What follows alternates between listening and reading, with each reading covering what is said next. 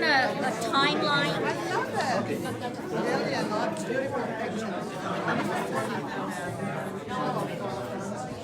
Good afternoon, everybody. Welcome. My name is Heidi Diaga. I am one of the MCs. For those of you who have, and then probably everybody has a mobile device, please put it to vibrate or sound off. The restrooms, if you need to go to, are outside this hall all the way to the back. We know that we have been mourning ever since Ermena's passing in early August, but we all gather today to celebrate her life. She had much to contribute, and she certainly enriched my life.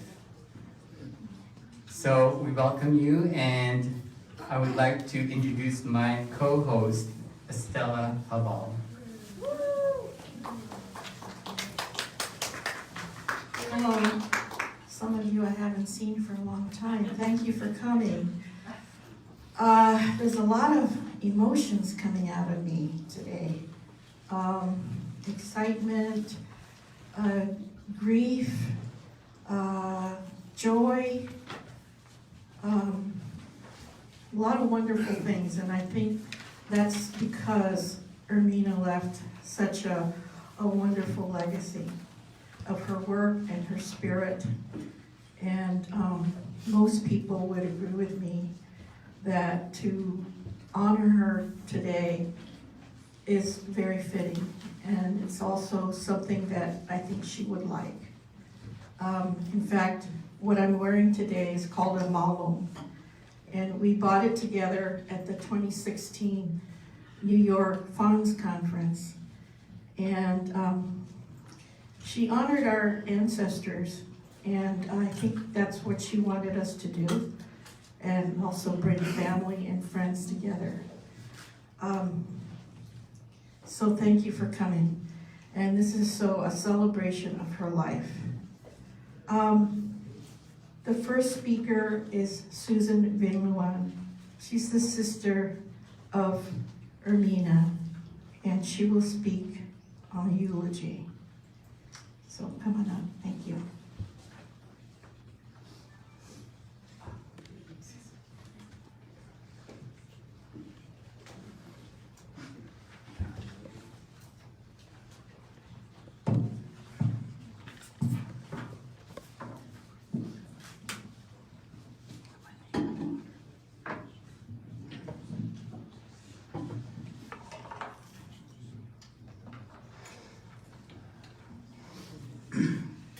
Good afternoon.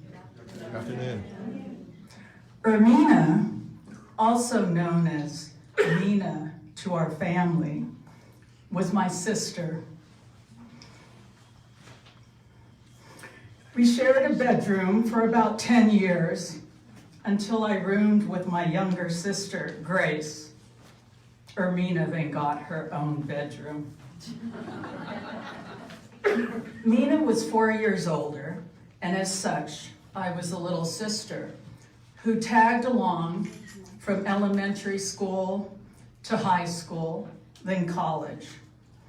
We were good buddies, and even though I was the younger one, I was often called upon to be the chaperone. I remember her 18th birthday at the house. There I was, the younger teenage sister with all her high school friends. It was fun. Nina ordered a beautiful birthday cake. Someone brought some champagne. And there was pizza. And the highlight was the fortune teller brought from San Francisco that came to tell people's fortunes. This was 1967. Another time, along with my older brother, Marty, we all went to a concert in Golden Gate Park to hear all the big rock bands, Jimi Hendrix, Jefferson Airplane, The Who, etc. Again, this was late 60s during the hippie era and Haight-Ashbury. She also took me to see the San Francisco Ballet perform in Golden Gate Park and to the symphony on other weekends, and a crazy outing to an improv club in San Francisco. My younger sister Grace and brother Chris also came along, and I remember at some point an actor coming out into the audience and going through a woman's handbag. This is improvisational night, right? So, okay, comb, keys, wallet, and then the actor starts spraying something into the air. It's a bottle of mace. He thought it was perfume. So we evacuated the theater. We all rushed out, got our money back, and we protected our younger brother and sister. Because I think Grace was 6 and Chris was 12. It was great that I was included, and she had room in her car for me. A beautiful yellow Plymouth Barracuda. That's right, 1967. I guess I was an okay, cool little sister. We maintained the closeness and camaraderie into our adult years, talking on the phone frequently, visiting her in New York, and going on Vinluan family trips to Yosemite, Monterey, Calistoga, Carmel. And then there was also meeting up in Italy, Cape Cod 2 years ago, and Atlanta just last year. Ermena was beloved by everyone she met, and everyone she met became her friend. She had this smile and personality that would not quit. In high school, they have these themes when you graduate. The senior most likely to succeed, best looking senior, senior class comic, etc. Ermena was voted all around. She was the first ever female student elected as sophomore class president at Alameda High. And she was an extremely fast sprinter in high school. The 50-yard dash in 7.5 seconds. Right on. And thus, she became the running back for the girls' powder puff football team. They won the game.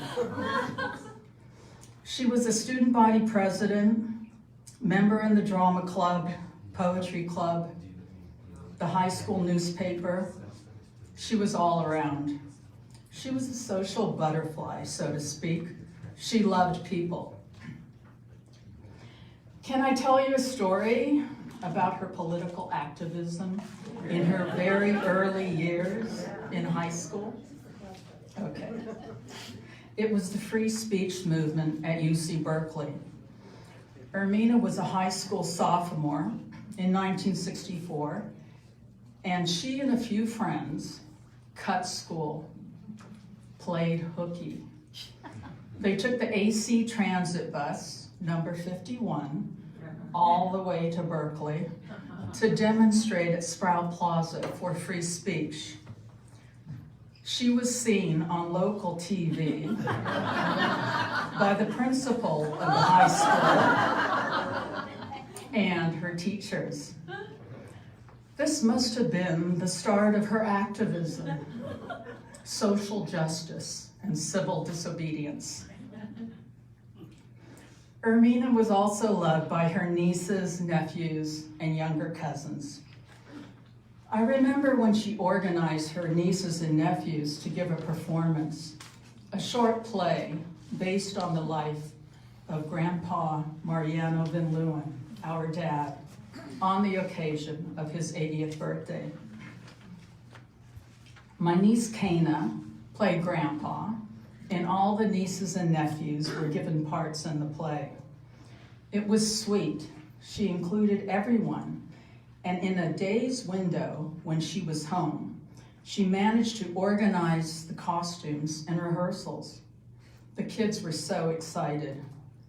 In another play, for our parents' 50th wedding anniversary, she staged a play, again with the nieces, nephews, and cousins in the cast, and told the story of how our dad traveled to Binmaley, Philippines to marry, and how he was introduced to our mother, their wedding afterwards, and the trip to the US on the boat to make their home in Alameda.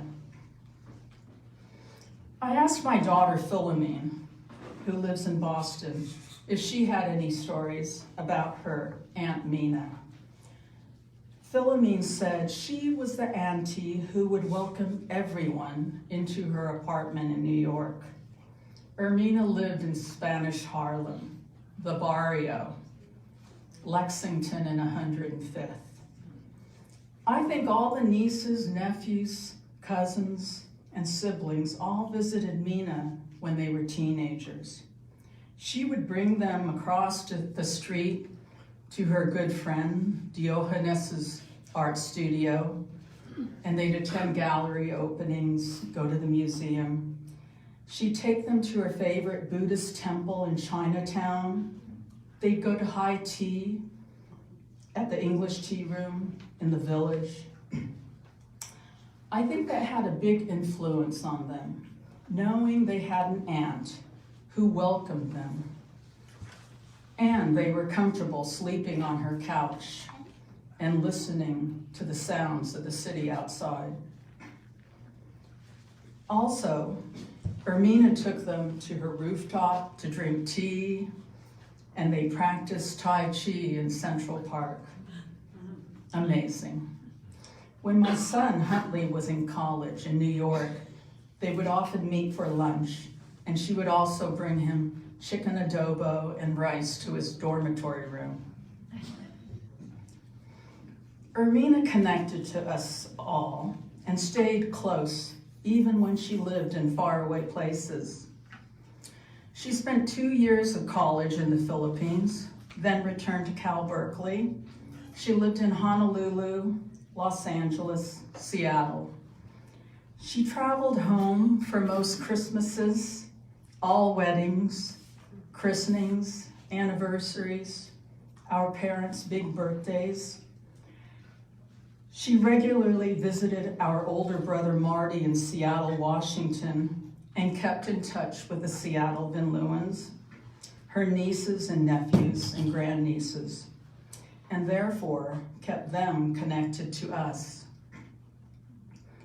She always brought books for the kids and took them on outings to parks, and together they all would cook Filipino food, just like at home with our mom. Ermena also made amazing scrapbooks to keep a record of our trips and vacations, including all the stories and funny things that had happened along the way. She was a natural-born storyteller and loved hearing stories and telling stories in all their forms. In fact, she kept us connected to the stories of our ancestors from the Philippines. Mina was a fighter and organizer until the very end.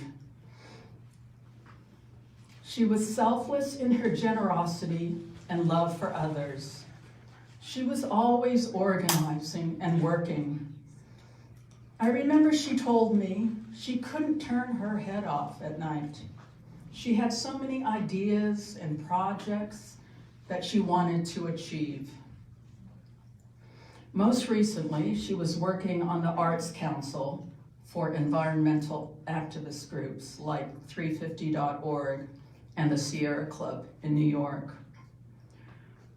Ermena had planned to move back to the Bay Area in a couple of years. Her neighbor, Clara, told us that after their building was bought, they were hearing that they would be evicted. Even when she was sick and in the hospital, Ermena was organizing her neighbors in the building to fight back against being pushed out and the gentrification of the neighborhood. Clara told her, "Mina, you need to rest." And Mina just told her, "No, we need to fight. And I know you like pizza, so just come over and I'll order a pizza and we can organize." Ermena, our daughter, sister, niece, cousin, auntie, comrade, and dear friend. We will all miss her creative spirit, her joyfulness, and her love.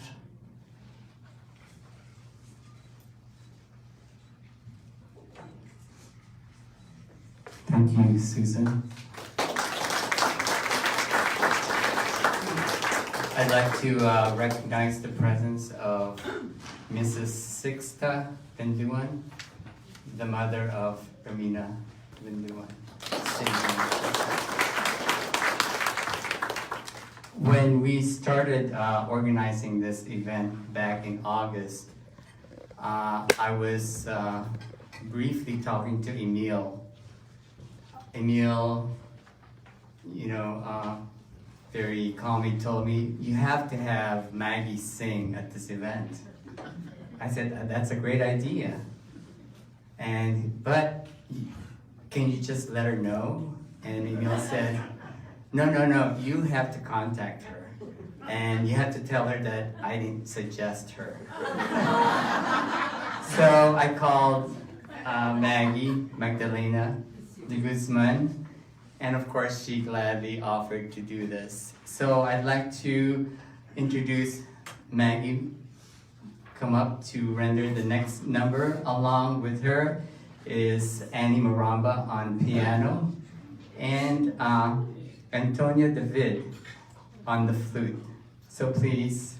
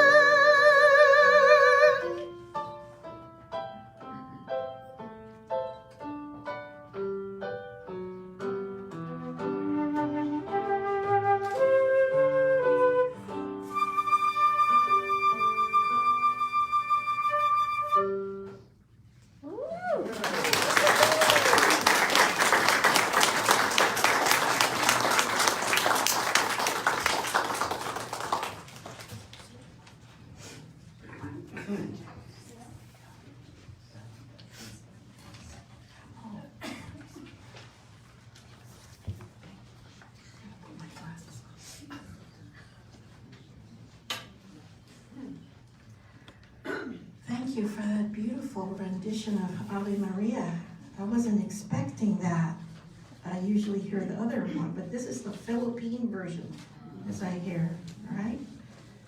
I don't know how many Yeah, people it heard was that. composed by a Filipino composer, Francisco Santiago. That was beautiful.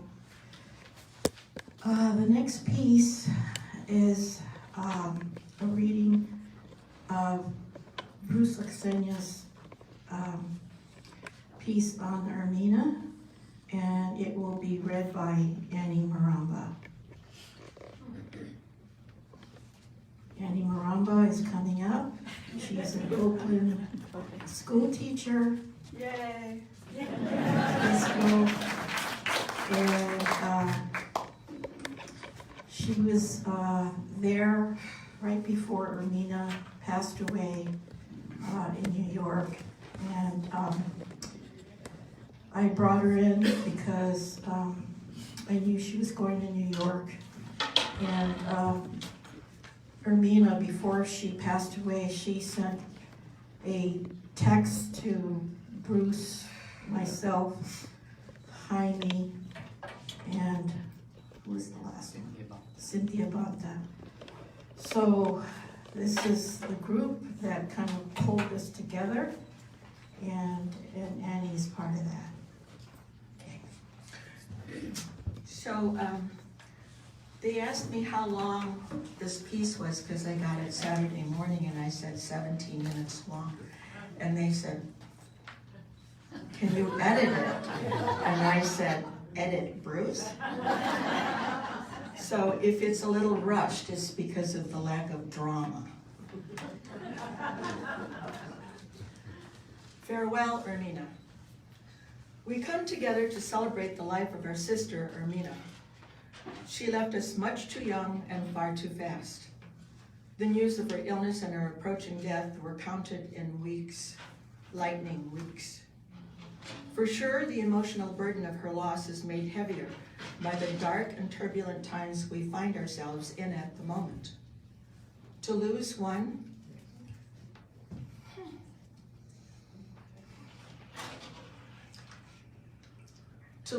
single fighter for justice seems unbearable, and Ermena's presence will be felt.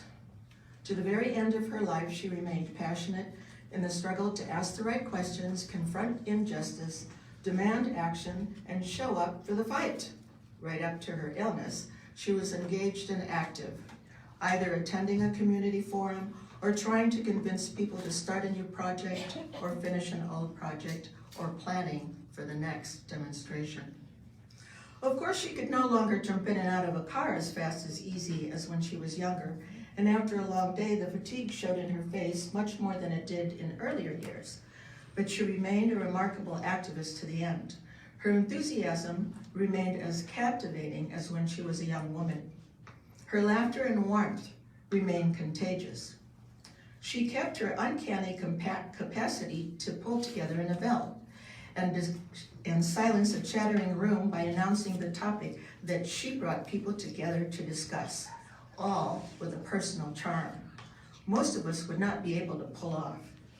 Ermena was a natural at that. I'm convinced that if her life had managed to intersect with money and power, she would have been a famous socialite, but then she would not have been our Ermena.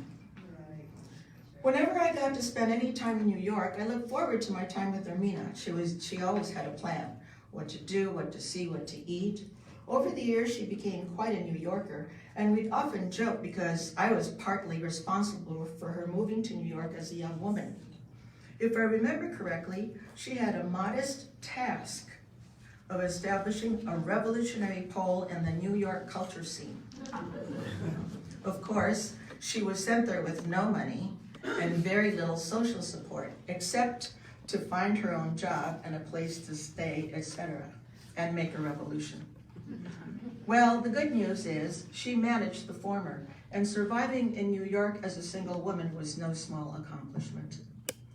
About a year ago, she had recently returned from a writer's retreat on a small island in Ireland. She bubbled with stories and painted vivid word pictures of Irish characters and stark landscapes. She insisted that because I have some Irish blood in me, I should be homesick. Minimally, she exacted a promise that I would go back to Ireland with her next time she went. And believe it or not, I was seriously considering it. Ermena had that ability of pulling you into her project. Fast forward 9 months. She is very, very sick in the hospital. I spoke to her often on the phone. I knew she was minimizing the seriousness of her condition, but I'm 3,000 miles away and feeling helpless. The best I could do is tell her I'll come back to New York in a few weeks. Here's what happened next. From her hospital bed, she's planning what we'll do when I visit. Apparently, there's an Egyptian village that has been reconstructed in the Metropolitan Museum. She scolds me for not knowing about it. She says she finds it peaceful and calming there, so we're gonna go and hang out there, sneak in sandwiches and have a little picnic. That's what it was like to be pulled into Ermena's energy field. Ermena never really got to leave the hospital once she was admitted, but she did manage to go to a rehabilitation center briefly. I talked to her a day after she arrived there. She was already on a first-name basis with all the staff, what countries they were from, how many kids they had, etc. And of course, the place was too dull, and the patients were too isolated and inactive. So she was in the process of planning a talent show in the day room, that upcoming weekend. She didn't stay there long and was rushed back to the hospital. However, had she stayed, she would undoubtedly been heading for some trouble. Before Ermena became ill, she had decided to move back to the Bay Area. I was surprised and excited by the prospect of her return. Selfishly, I was looking forward to having my own personal cultural maven to tell me what to do, what to see, and what to eat. She agreed to do that, but in return I had to promise to get more involved in the climate change issue. In recent years, she had been focused on a climate issue and active in 350.org. She quizzed me on the burning issues of climate change, and I failed miserably. But she was patient and kind and assured me that if I paid attention, I could catch up. I've been asked to reflect some on Ermena's contributions to the KDP's cultural work and legacy. The KDP was well known for its attention and accomplishments in cultural work, and Ermena played an important leadership role. But first of all, the irony does not escape me that I should be speaking about KDP's cultural work.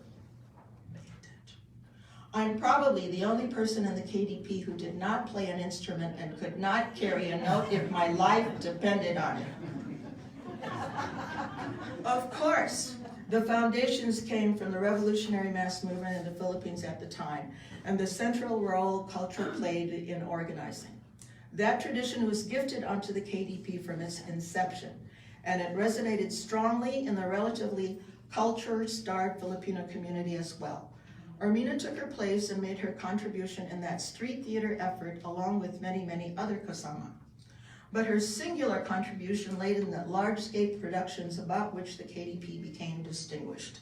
Isuda, Maguindanao, War Brides, etc. This would not have been possible without the passion, experience, and training she brought to this effort. Unlike most of us, Ermena was already in art circles, theater, music, poetry. She was already involved in the daunting effort of young people of color to break into the arts. In many ways, the KDP and the movement diverted her career path, and she brought that perspective and energy into the KDP and helped, in turn, transform the movement she joined. It really should say that she led. Of course, my memory is notoriously bad, and I've spent a good part of my old age apologizing for things I really don't remember, but there are moments in my early work with Ermena that remain vivid and clear. The early 1970s was a frantic time. We had won ethnic studies. Our bluff was called, and we had to teach the courses we were demanding be taught. We had to scramble to learn our own history that had been hidden and distorted. Carlos Bulasan's novel, America is in the Heart, was a godsend, and in the early years, we had little else. Like so many other Filipino students on Berkeley campus, Ermena was drawn to these early courses. I remember Ermena saying, "We should turn Bulasan's novel into a play and perform it in large theaters." I thought to myself, this girl is crazy. This discussion went on for a while, but once Ermena got hold of an idea, she would bring it up again and again and talk to as many people as she could about it. Gradually, I tried to get my head around this idea. All I can come up with is maybe a series of skits. No, she said, you can't achieve any character development in a skit. It's too limiting.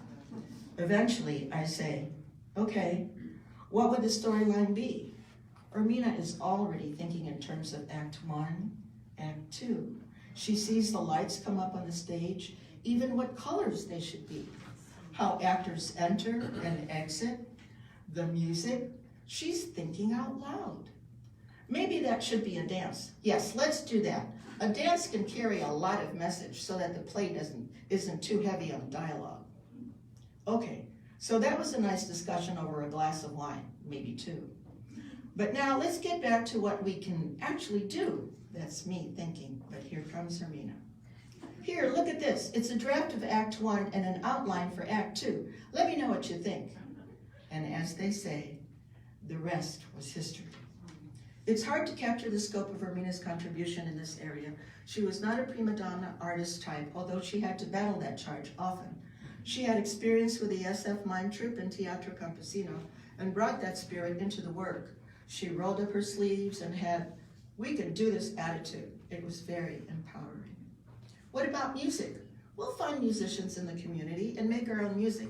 Dancers? Yes, dancers, actors. We'll recruit them all. We'll write the songs and choreograph the dancers. And the venue? Can we get a church basement? No, we need a real theater. We need curtains and lights, etc. Let's try to get theater space on campus. Why not? What about costumes and makeup? Don't worry, I'll take care of all that. And then there were the endless hours of rehearsals, script changes, etc., etc. And on the night of the performance, full house. Mostly Filipino community. For many, their first time on the university campus. Under Ermena's leadership, this achievement got replicated again, and again. Different plays, different parts of the country, different actors, different musicians. The constant at the center of it all, Ermena.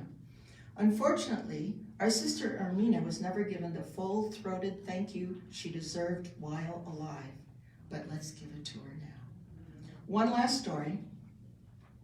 I'm sure it's a trick Ermena played on me.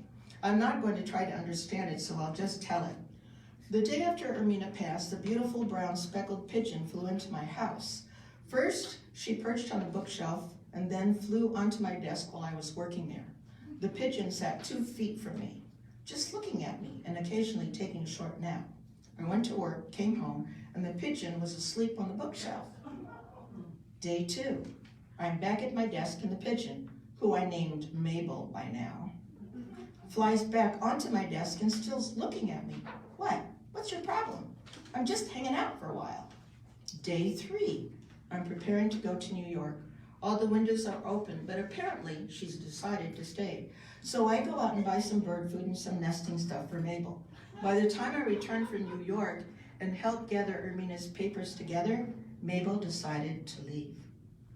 Ermena always felt I was too much of a communist and needed to relax and let my imagination wander once in a while. She probably came back as Mabel to spook me out and get one last laugh. I loved her, and I'll miss her.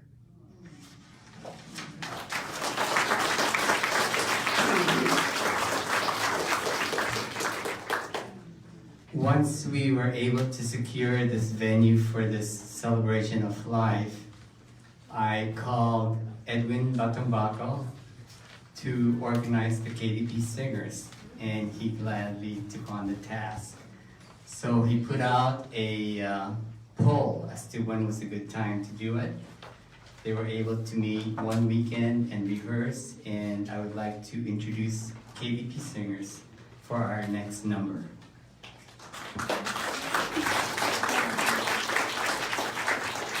We have copies of the song sheet ang bayan ko.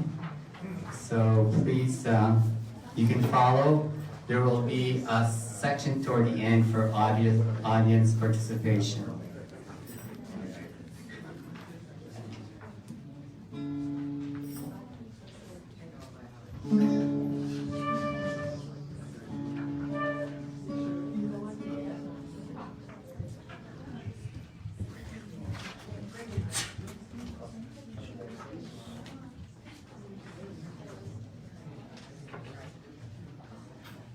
Ang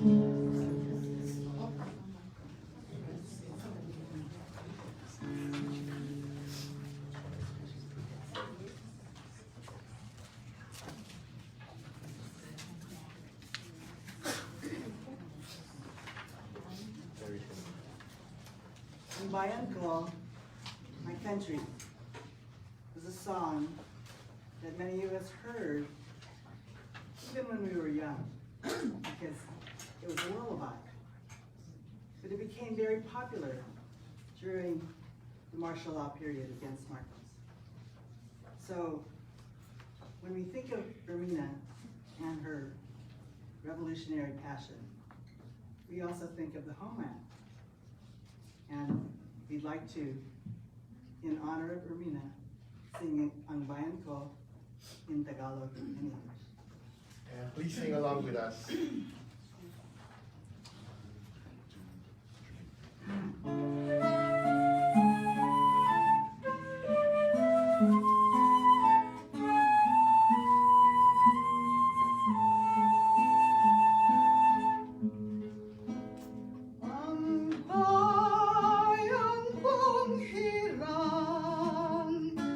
Pilipinas ang pangalan, Velas ng silangan, sa taglay niyang kariktan, ngunit sa aming palad,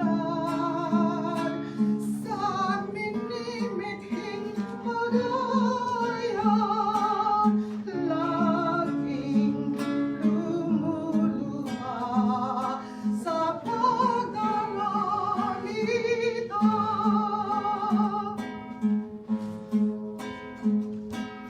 Ang bayan kong Pilipinas, lupain ng gintong bulaklak, pahinilan sa kanyang kalat, nagalay ng ganda tilang, at sa kanyang yumian ganda, dayuhan ay nahalina.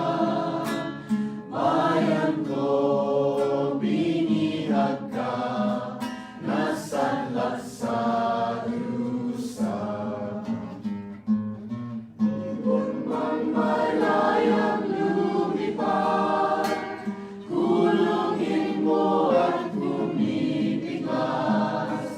Bayan patayang sakdal dilag, ang dimag na sa makalpas.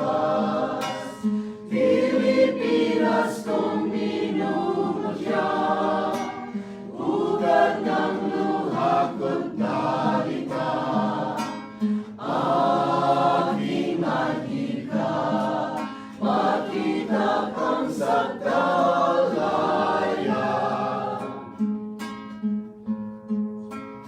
Kahit sa lahat mabuhay sa sariling bayan, kung walang alipin at may kalayaan, ang bayang sinisihil, babangon lalaban din. Ang silang ay bubula sa tigas ng paglaya. Kung tuyo na ang luha mo, aking bayan. Lumuha ka, aking bayan. Buong lungkot mong iluha, ang kawawang kapalaran ng lupain mong kawawa. Ang bandilang sagisag mo'y lukom ng dayong bandila, pati wikang minana mo'y pusapos ng ibang wika. Ganito ring araw noon ng agawang kananglaya, 13 ng Agosto, nang saklutin ang Maynila.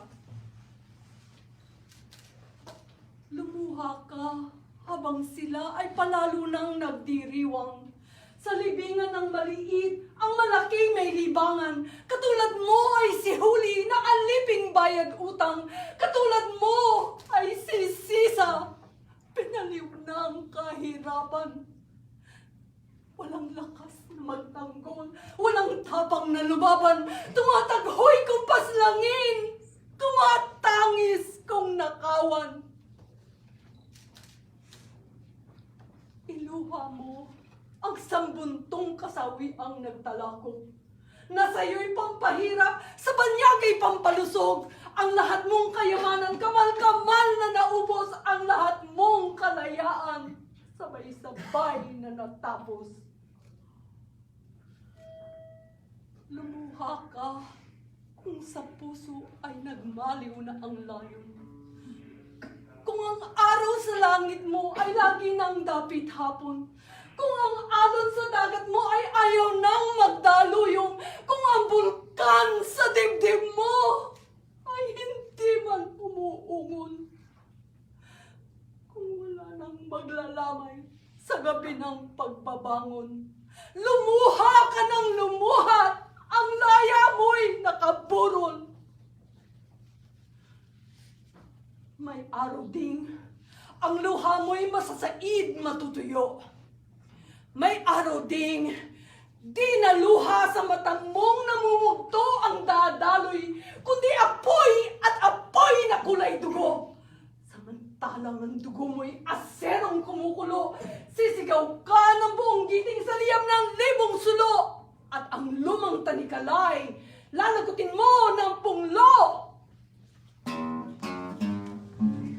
Birds go wheeling freely through the skies, education and their surely guide. Take away our people's liberties, sons and daughters live to set them free. Soon one day our trials will be done, night will fade and golden morning come. Come, my life and love, I give to set my country free.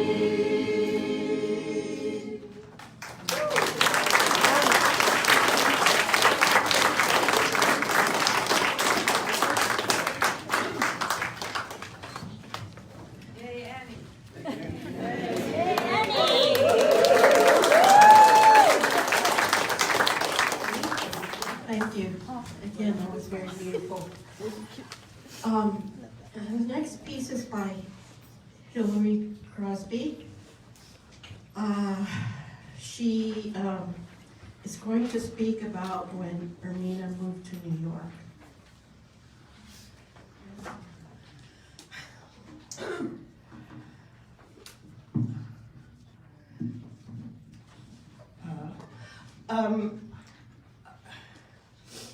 Ever since I heard that Ermena was so very ill, which I heard through our Kasama's Facebook group, Ermena and our cultural project at Line of March has been very much on my mind.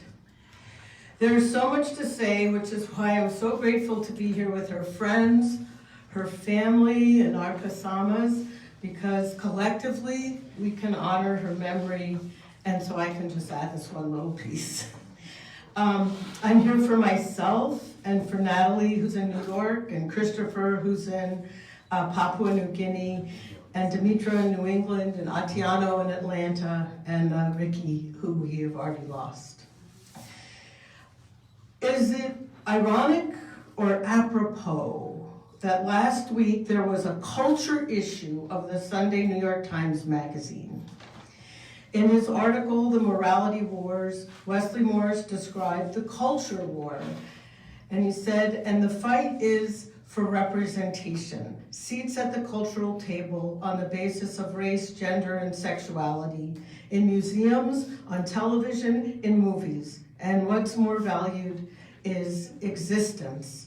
And the fight is to keep that existence unobstructed. That's what we were trying to do in the Cultural Commission with Paradigm Records and working with artists expressing revolution around the world and making sure that at our gatherings and forums there was poetry, music, art exhibits.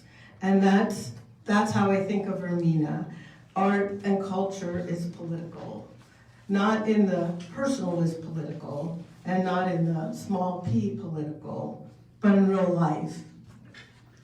Art is a way to express political belief, but not just an expression. Art is a lever, a place to stand, to move the world, to engage hearts and minds. Ermena, large P, personified this.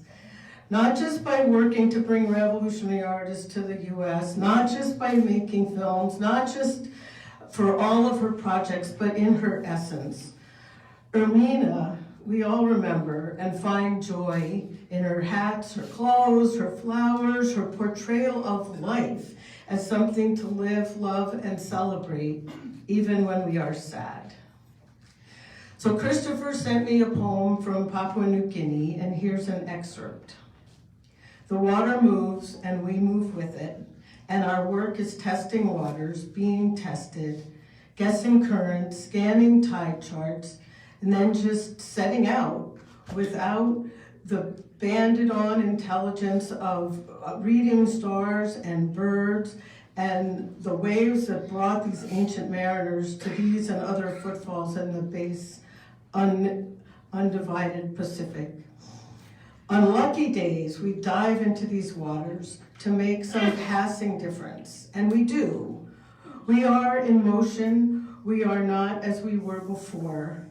And while the waves we make are modest, even timid water laps against obstruction given time and temperature and many waves together, waves and many other swimmers, cliff sides do erode. Keep swimming. So our cultural work was explicitly revolutionary. We knew that art can eloquently and convincingly express anger, wretchedness, fear. And art can also inspire, provide courage, and sustain the camaraderie and even joy that revolutionary struggle requires. Although the international political landscape has shifted and we are on a place on the spiral that is far away from the light, I hope that we all carry within us enough fragments of our shared history, hung on hooks in our brains, made from lines of poetry, slivers of color, whole songs, to encourage us to keep swimming. I'm still swimming with all of you and with Ermena.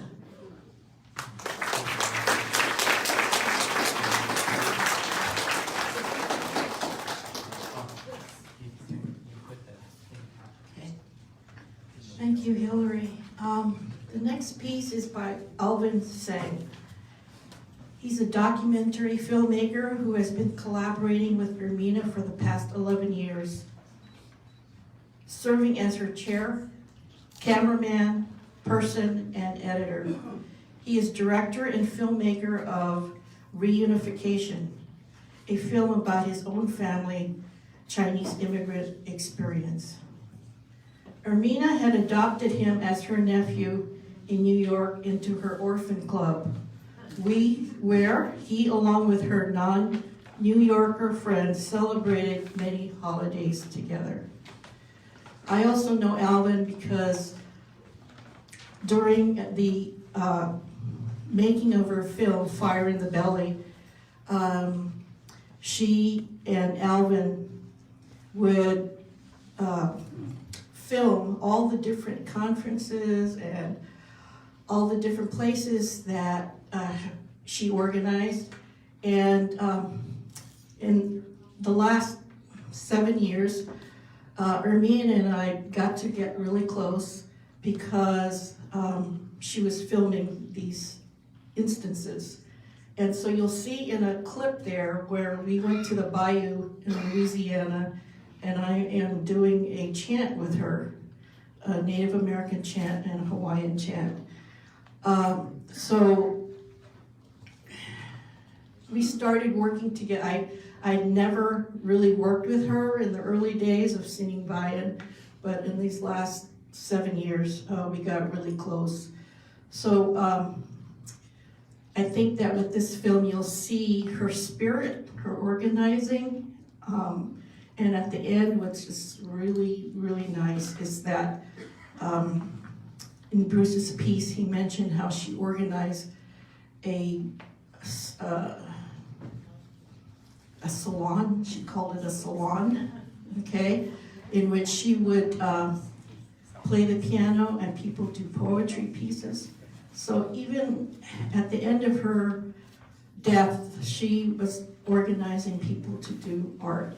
So this is called Sketches of an Artivist.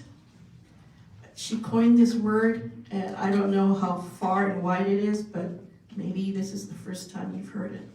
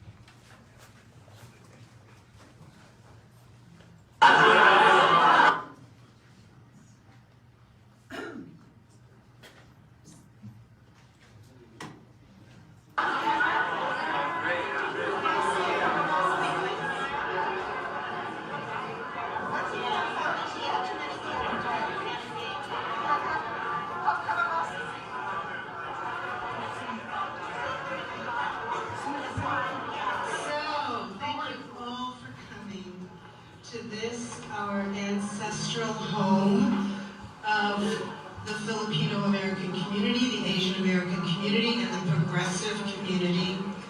This is our ancestral home. I just, from New York. Oh, my name is Ermena.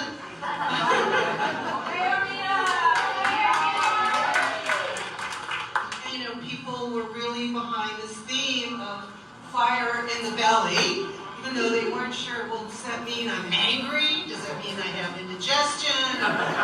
Like passion for the people, for your family, for the movement, and I think especially for youth. There's this fire in the belly and doesn't quite get directed. We're not sure how. I say we because I have this Peter Pan syndrome. I haven't really grown up, but I think that's part of the problem with being an artist and part of the great things about being an artist. That child within, unfortunately, comes with all the other baggage of immaturity and all that. But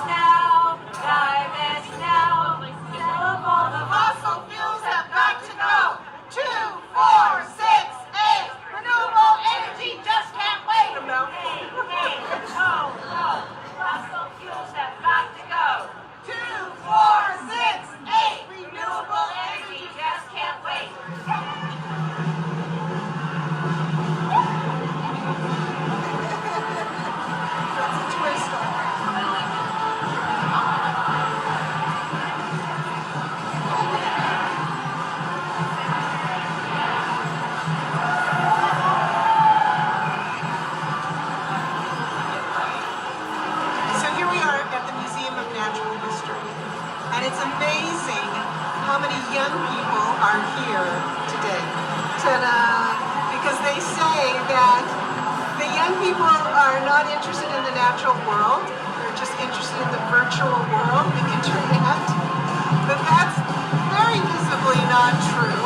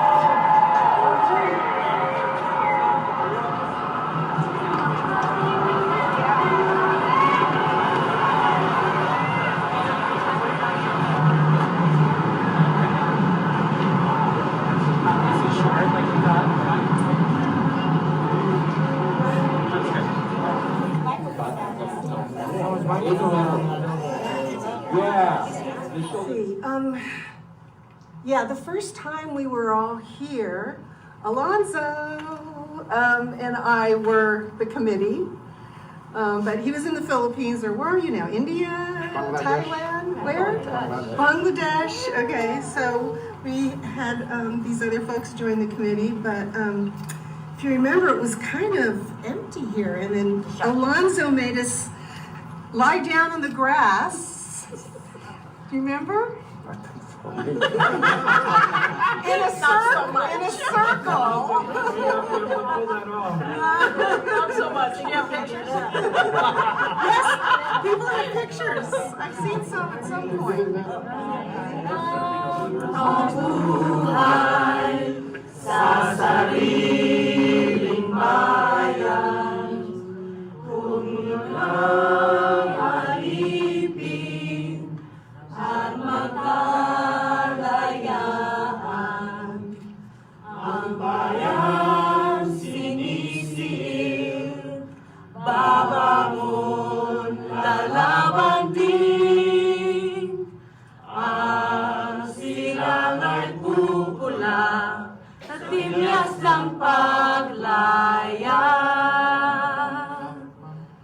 Ibon mang may layang lumipad, kulungin mo at bumibiglas. Bayan pa kayang sakdal bilad, ang dimag na sang mataagpas.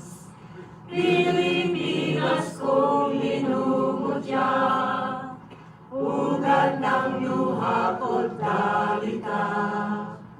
Aking atika, makita kang sakdalaya.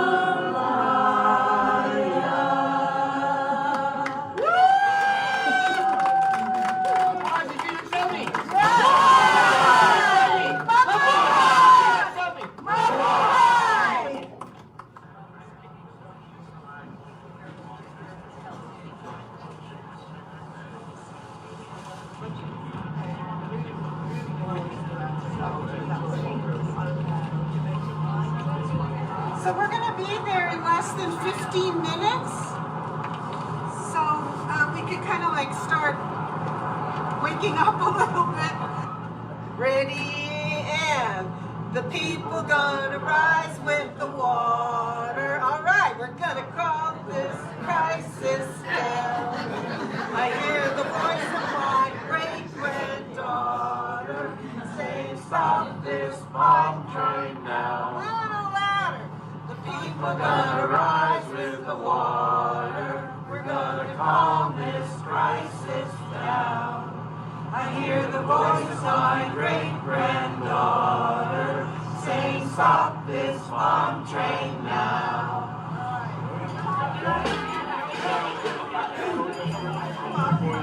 You're welcome. The green pose, the people's pose.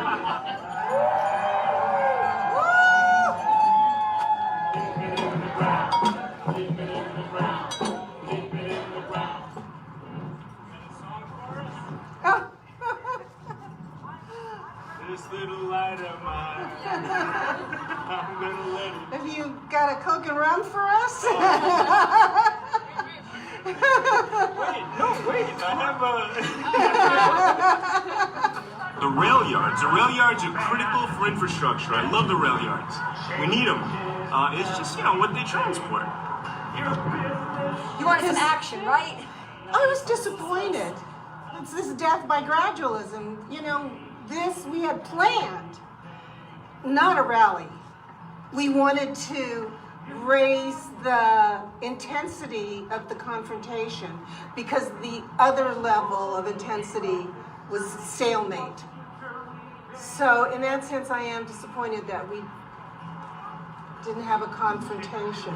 But they accept that what we're asking for is legal and that it doesn't request an arrest. So then if we want to be arrested, we need to go even further. But somehow it's a good point that they accept that this is legal and it makes sense for us to do it without being arrested. How do we know that that's what they're thinking? Yeah, we don't know. Because they might be thinking, we are understaffed, Albany is the state capital of New York. We get a lot of demonstrations all the time. People are maybe happy in the police department to have a lot of overtime, but they thought that they could outmaneuver us, declaw us. Well, that was a great, intense discussion. Wind turbines in the clouds. We're daydreaming. Let's have a collective daydream. I see those turbines too.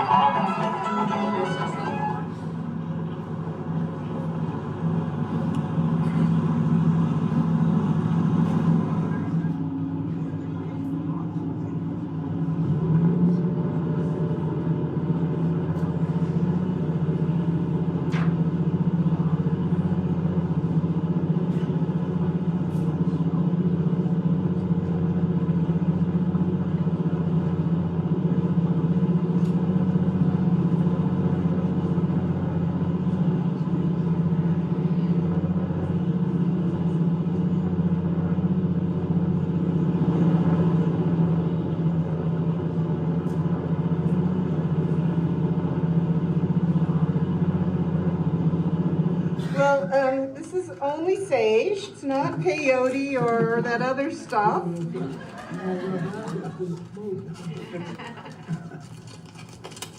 I'm just going to sing a Native American chant.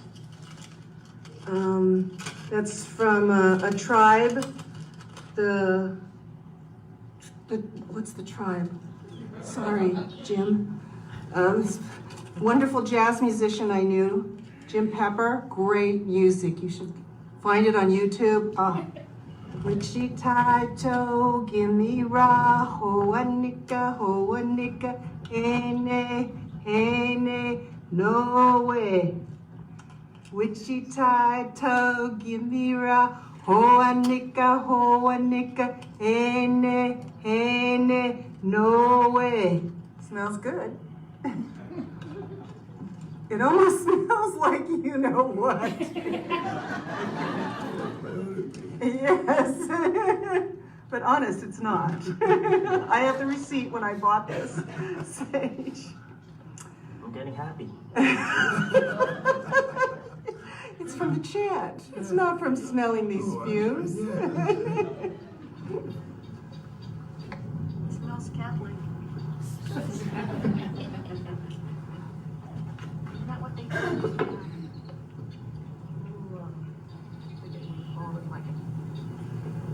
Incense thing.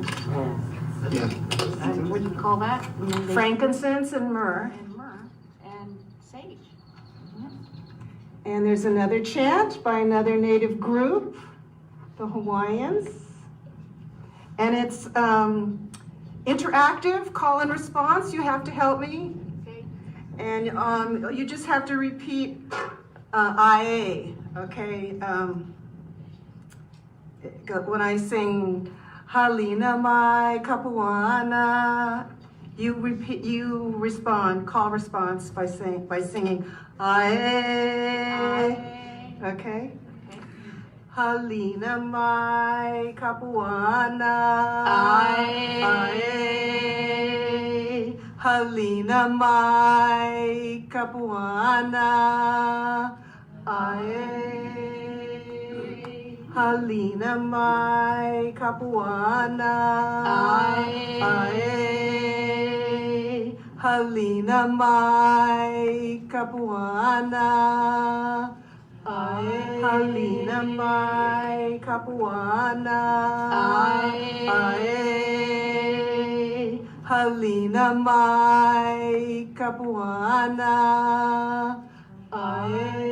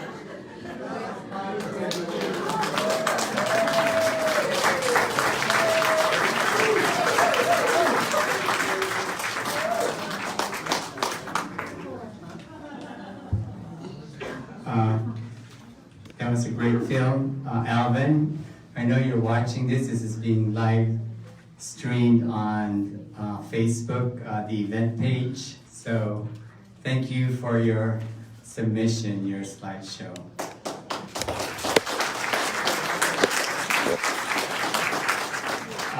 We were passing around a memorial book, so we just want to get an idea where it is. Raise your hands if it's Over there. It's over there. Okay, Annie, it's over there. The next part of our program is I'd like to introduce Cindy Domingo, one of the editors of A Time to Rise. She will read excerpts from Ermena's essay, which is one of the 54 stories, 54 or so, that's included in the book A Time to Rise. I should have gone before the video. I just want to say, Ermena was a daughter of Seattle and a daughter of Wapatono down of Inverness. She loved Seattle and she loved the people there. She loved the Manongs, Josephine, Patrick, who you probably see in the photos. And so a year ago, she came to Seattle as she was looking for a place to live. And Seattle, we were trying to lobby her to come to Seattle because we always need people of color who have politics and cultural skills. And so we were hoping she would move there. And this morning, when some of us were meeting about how to resurrect our Philippine work because of the situation in the Philippines, there was a handful of important people missing from that list because they're no longer with us. Esther Simpson, who has a story in our book about her nurse's work, Greg Santillan from Los Angeles, Ricky Furukawa. All three of them died this year or within the last year, and Ermena, who we will miss very much. So I think even more so because these comrades are no longer here, this book, which just came out this year, is very important because through their stories, their lives live on, and many young people can learn about the work of our comrades. So I'm going to, maybe somebody could give me a Kleenex.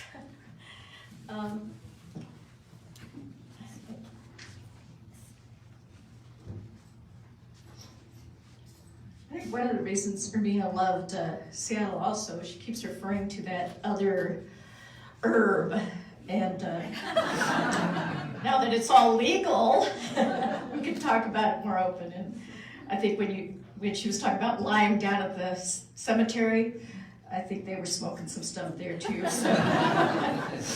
And there's fond memories for those of you who were at the FONS conference in New York. You know who you were. So Ermena's story is called, very appropriately, A Cultural Gypsy. Ermena is the Eastern European version of the Spanish name Herminia. I was told that Ermena is a common gypsy name used throughout Eastern Europe and means traveling troubadour of love song. I'm sure my mother regrets giving me the name because it must seem to her that I've tried to live up to it all my life. As a cultural activist in the KDP, I lived around and about like a gypsy, organizing stage performances, poetry readings, and more. And although very few of these have expressed romantic love, they did express another kind, love for Philippine music, my Filipino American heritage, and for the struggles of working people, democracy, and liberation. My gypsy life in the political movement began without planning in the summer of 1973. I was an undergraduate in the drama department at the University of California, Berkeley, and was taking my first ever Philippine Studies class. The teachers, John Silva and Bruce Oxenia, had asked me to co-author Isuda Tiamuna, which means those who came first, a play about the history of the Manongs, the Filipino pioneers, my own father's generation, who immigrated to the United States in the 1920s and 30s. Their story was one that we in the tumultuous third world student movements of the day were just uncovering themselves. We felt that the hidden history of our community had to be dramatized and popularized in some way. The blatant racism against Filipinos, the labor organizing efforts, the Watsonville massacre of the late 1930s, the writings of Carlos Bulosan, and so on. And from this inspiration came our first full-length theater production, Isuda Tiyamuna. After 2 on-campus performances with standing ovations from the nearly 750 people in the audience, the cast and crew finished that school semester and took the show on the road. We would perform Isuda in Delano, in the Central Valley, the very place where our immigrant forefathers had labored under the hot sun in the vast grape fields and fought over and over to build a labor union. The Isuda caravan included a busload and several vans and cars carrying more than 50 actors, musicians, dancers, and crew. We were mostly students from SF State, UC Berkeley, and junior colleges around the Bay Area. Our numbers also included several Vietnam vets who were studying through the GI Bill, plus several high school students and young grandfather, one of our choreographers, dancers. After our Delano performance, we stayed the weekend and transformed ourselves into a work brigade, donating our time to the construction of a medical clinic for members of the United Farm Workers Union. The Delano community was at the heart of UFW organizing, and there was still great conflict with agribusiness like the Gallo wine producers over contract negotiations and defending the union. Our road trip was fun. A lot of laughing and chattering on the bus, and a lot of singing. We sang songs from the play, as well as other songs that many of us were learning for the first time on Bayan Co in Tagalog. Nosotros somos asiáticos, in Spanish, we are Asian, and another song, We Will Conquer Imperialism, and songs from the Civil Rights Movement.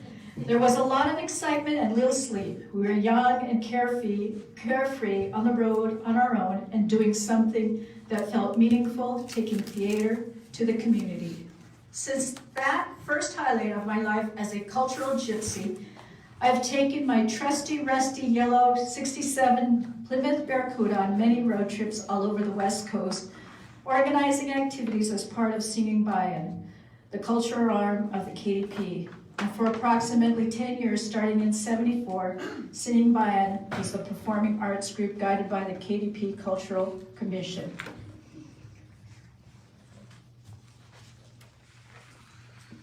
Another notable journey was the summer of 1976. I was in the Cultural Commission at the time and was going to Seattle for the summer to help the KDP chapter in Seattle write and direct Tagatupad, Those Who Carry On.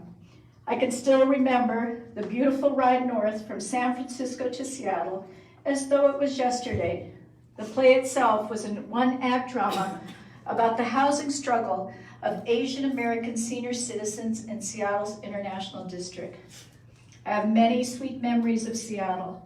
I recall befriending Joe Patrick, sweetheart of writer Carlos Bulosan, meeting Barry Hatton, former lawyer for Local 37 of the ILWU, and meeting Chris Mansalvis, one of Carlos's best friends and a former president of the Cannery Workers Union.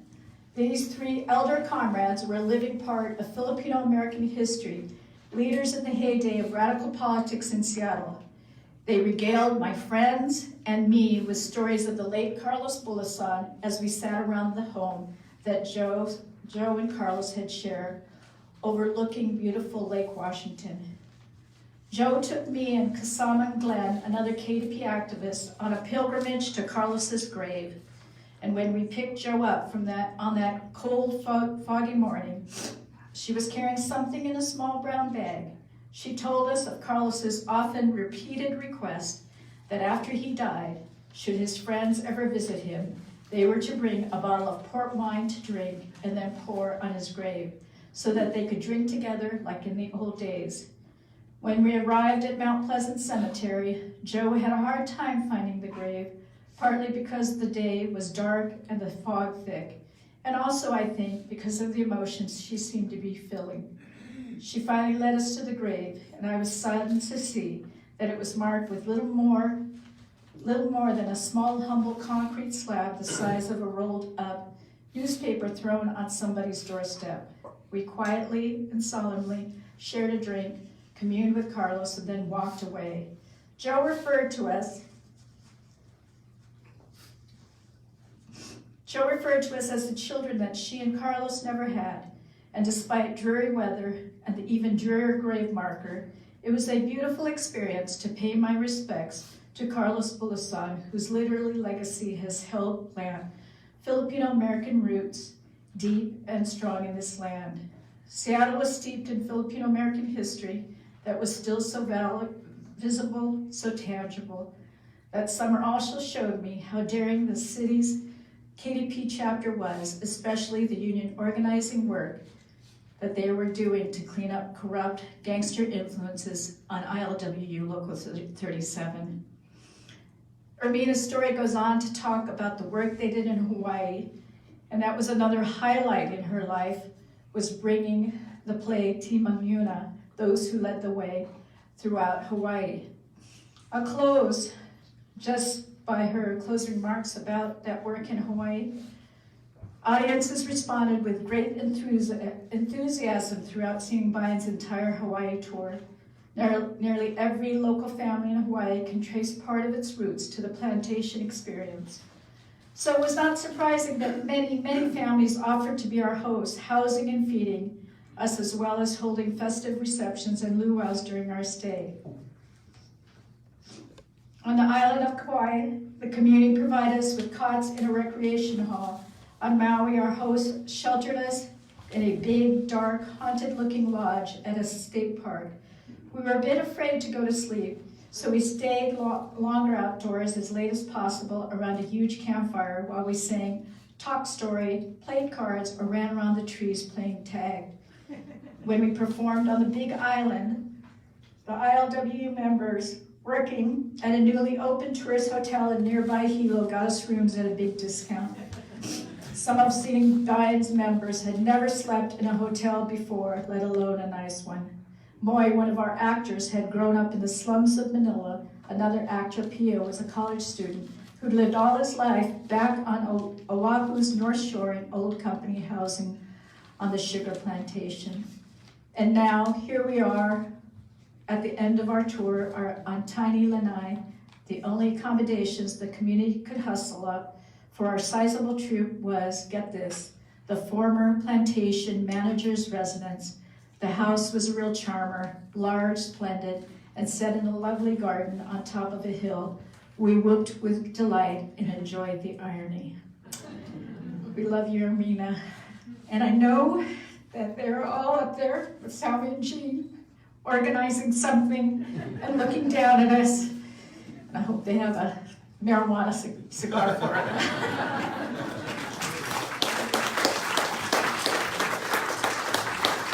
Thank you, Cindy. For those of you who don't have a copy of A Time to Rise, we have copies in the back for sale. Thank you, Cindy, for bringing them down. So they're available. The next person I'd like to call is probably one of Ermena's biggest fan and supporter. So, without further ado, I'd like to call Cynthia Banta.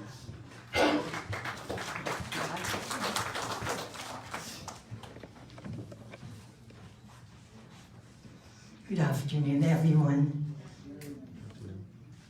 Mahal na kasama, Ermena, Mom Sixta Vinluan, the Vinluan family, comrades, and friends. We are here together because of our love for Ermena that binds us with each other forever. I like that Ermena is so present with us today, not just in the force of our memory of her or the impact she had had on our lives, but in her words that we have been hearing. Reading the interview with Walter Ang, the readings from Cultural Gypsy, watching her perform before us in those video clips of Alvin.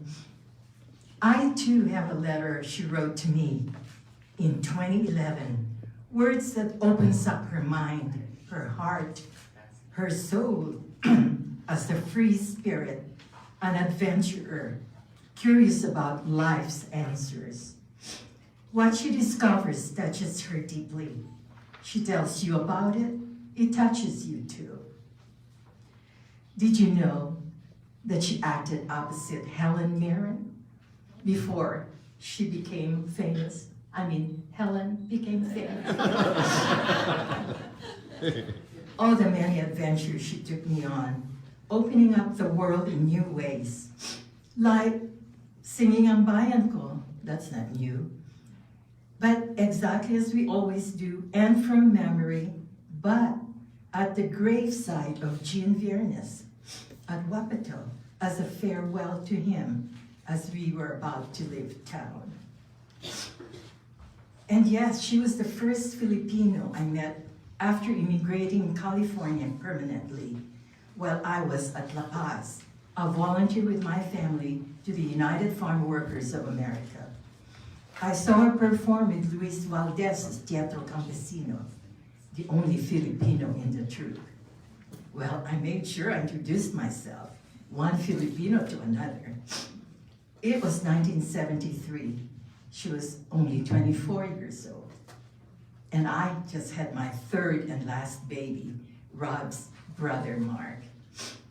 We did not foresee then that I would be in KDP also like her. During our KDP days, she was with Sinang Bayan and got moved to New York, while I was with the anti-martial law work in Sacramento. Working together on her project started after I retired in Alameda. KDP had disbanded, but it was still KDP that was the bond that united us with understanding, pride, and social consciousness. It was our KDP common experience that brought value and joy to our friendship and camaraderie. She wrote in her letter to me, "Who could have foreseen the two of us sharing such memorable artivist adventures together, from Sacramento to LA to Wapato and Seattle? What's next?" Ermena's projects are not ending. They continue with us, with the next generations. She left me with the idea of a reenactment of the Declaration of Independence, which was to be a signature project for Rob's district every July 4th. Ermena's projects were left with room for her own artivism. These are her gifts of artivism that she bequeaths to us. I will always be so honored and privileged to have had Ermena touch my life.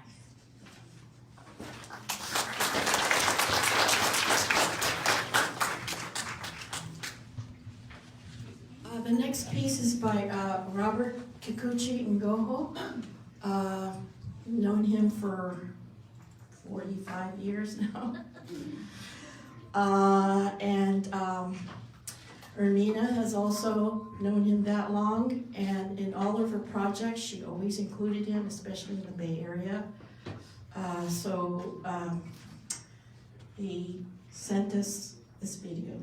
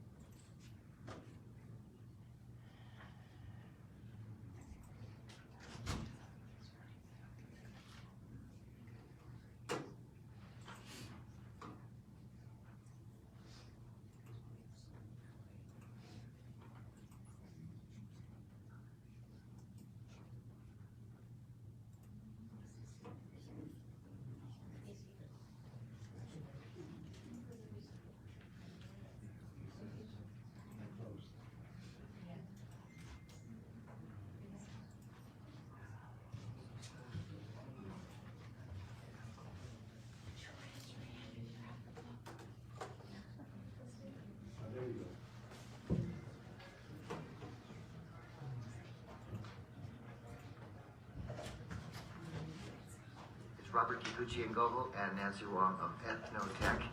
And we're setting a message of honoring and remembrance of the wonderful goddess of creativity, Ermena Vinluan. It's sad that she had passed, and hopefully her inspiration and her joy has sparked many a fire in many a lives, creatively and politically. Ermena was the one who handed me some records one day and said, "Hey, listen to this." It was Kulintang music. And although I had heard it long ago with Filipino folk records, I remembered, wow, this is the music of Mindanao. Well, she invited me to be a part of Sinang Bayan, KDP's Mindanao play to learn the Kulintang music. I had no clue what that was all about, but it launched me in a lifetime of exploring the indigenous music of Southern Philippines.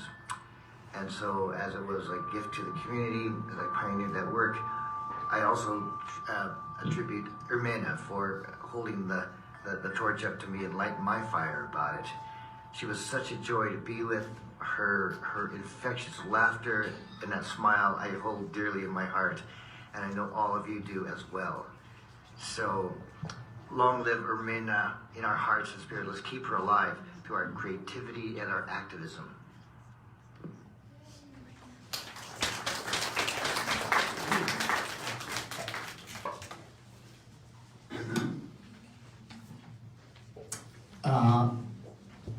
For the memorial book that's being passed around, I just wanted to let everybody know that we will present this memorial book to the family. So when you write in it, write that in mind. Okay, thank you. Okay. Thank you, Robert, for that wonderful tribute to Ermena. The next speaker is Jeanette Wazam. She was her roommate in New York, and they had such wonderful times together.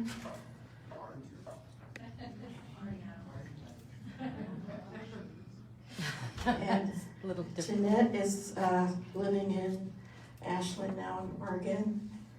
She may come back to the Bay Area if there's a space in the new International Hotel. She's on the list there, so she may be able to live there.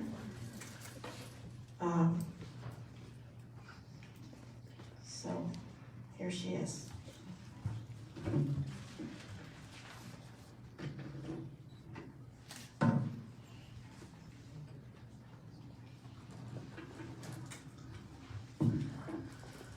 When Ermena found out that she had cancer,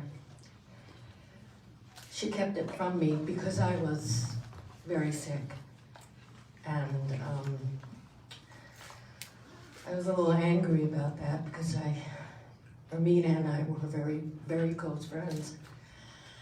And when I did find out, it was devastating. It was absolutely devastating for me. And the first person I thought about was Mrs. Vinluan. I wrote this little thing about our time together when we were in New York. And please bear with me because I have a hard time seeing, and I'm also I'm in a lot of pain right now. I wanted to tap dance down a flight of stairs, just like James Cagney did in the movie Yankee Doodle Dandy, the biography of James M. Cohen. Ermena, she wanted to sit atop an upright piano and sing torch songs. That is when we both discovered that we loved 1940s, 50s musicals and loved to dance and sing. So one Sunday afternoon, we sang our hearts out, and I tap danced while strolling, excuse me,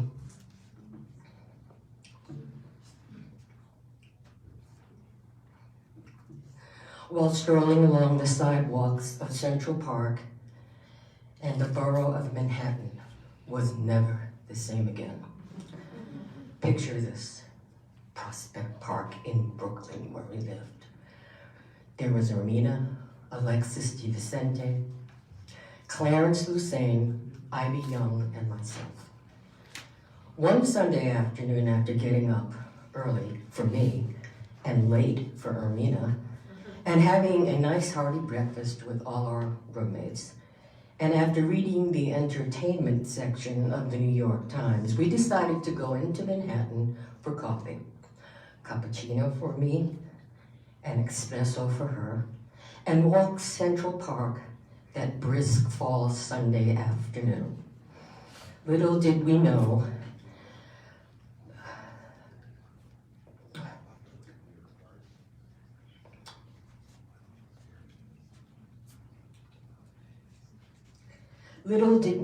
that for the next and the next and the next Sunday afternoons, we would take New York by storm, by literally singing to and from, and with the throngs and throngs of New Yorkers taking their own mid-afternoon Sunday stroll on the sidewalks of New York.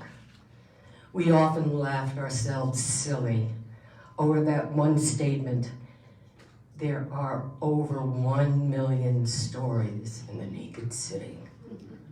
And we were about to make that 1,000,001. For Ermena and me, our imagination was endless.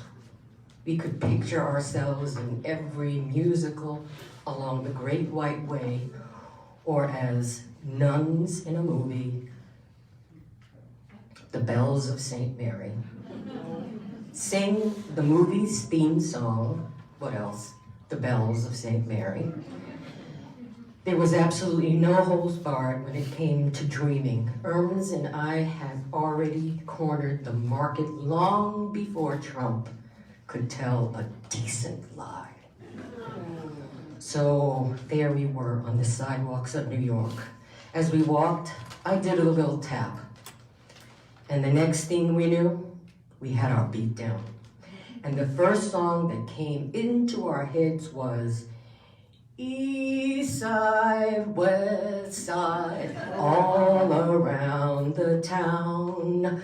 The tots played Ring Around Rosie, London Bridge is falling down. Passers-by glanced over their shoulders. Some even clapped, and yet others smiled, giggled, and hummed, and managed to belt out a line or two from that lovable children's song. No sooner did we finish than Erm started with another show tune, belting it out at the top of her lungs. New York, New York, it's a wonderful town. The Bronx is up and the Battery's down. New York, New York. Okay.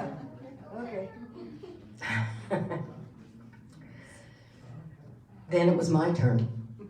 I cleared my throat, took a deep breath, and let out the first note. Hear that beat of dancing feet on the avenue I'm taking you to. And then she joined in, 42nd Street. It was that way most Sunday, provided there weren't any line of march chapter meetings or front meetings. I'd rise early, she'd rise late. She had espresso, I had cappuccino. Then we'd read the entertainment section of the New York Times, saunter into Manhattan by mid-afternoon, and break out into song and dance all the way down the length of Central Park. Those were great times for such old souls living out their 1940s and 50s theater dreams. We never accomplished those individual dreams of me becoming a real life hoofer and her a torch singer atop an upright piano. And yet we were still content to do our thing most every Sunday. The same routine, but different show tunes. With a wonderful New York audience and most of all, wonderful companionship and a wonderful friendship. I miss you, Ermena, forever and always. Thank you.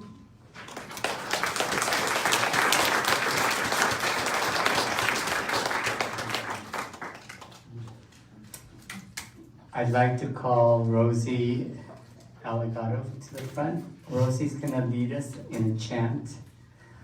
She hails from the islands and I'm a child of the KDP. My parents are Dean Allegado and Daviana McGregor. I'm a real baby. Today, I want to share 2 gifts to Makana with you. I apologize, I said I was only going to do 1 chant, and then my mom emailed me with something that she has been wanting to compose a kanikau, which is a traditional Hawaiian dirge for Auntie Ermena, and she had massive writer's block until this morning. So she sent it to me. I'm going to read you the translation because I don't think I can read it after I chant it in Hawaiian. And then I'm going to give my lei. This lei I made and brought up with me symbolizes the connection that Auntie Ermena will always have to Hawaii and its people. So here's the dirge that my mom composed. Hali aloha ya Ermena Vinluan. Where are you, my comrade of Kalihi? I looked for you among the narrow lanes. I cannot hear your laughter. I looked for you at Waikiki, along the beach, and in the sea. I could not see your stylish hat. Where are you, my companion of New York? I looked for you along the paths of Central Park. Where is your beloved music? I miss your playful eyes. Lament, sorrow, lament. You have passed, and I will fondly remember you from season to season. Your smile, your poetry, your artistry, you live on, Ermena. Long live your spirit. Love, aloha, love. The float has flown to the ocean, to the atmosphere. It is free.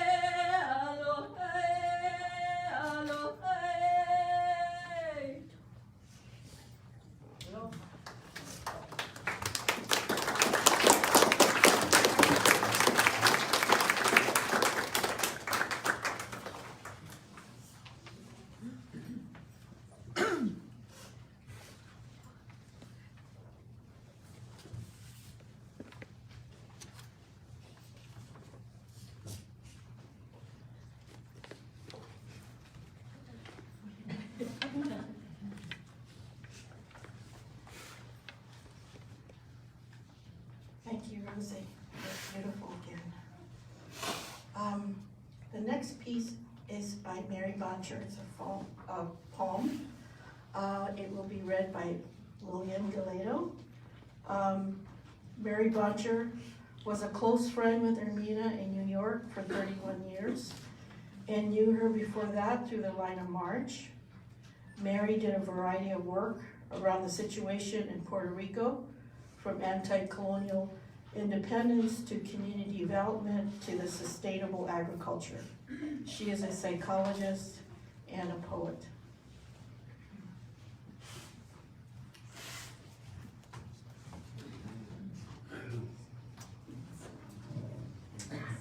Good afternoon. I don't know Mary. She wrote this poem on the 9th of this month, but it's beautiful. It's called She Was. She was our sister, our friend, our comrade to the end, imbued with energy, creativity, relativity, an impassioned soul who didn't grow old. She was our sister, our friend, our comrade to the end, a protagonist with a warrior spirit, antagonists learned to fear it. Appalled by the plunder of our Mother Earth, appalled by greed which has no worth, committed to equality and justice for all, using her art to put out the call. She was our sister, our friend, our comrade to the end. She loved the bounties of life, a gourmet meal with friends, pastries from 2 little red hens, literature that titillates, engagements that invigorate, always a little bit late. She was our sister, our friend, our comrade to the end. Creating was work and play, where her head went most days. A well-staged photograph, a story's opening paragraph, a documentary about fallen friends, community building without an end. She was our sister, our friend, our comrade to the end, and when she smiled, spoke or wrote, campaigned, inflamed, adventured, uncensored, she was who we knew. She was our sister, our friend, our comrade to the end, who shared less of her inner being, more hidden, not as seen, carefully threaded between the lines, more clearly defined by her in the days of her body's decline. She was our sister, our friend, our comrade to the end, and in those fast-moving last months, more than once, we talked about her hopes and fears, the unfinished projects she held so dear, the existential questions of meaning, a worthy gleaning. She was our sister, our friend, our comrade to the end.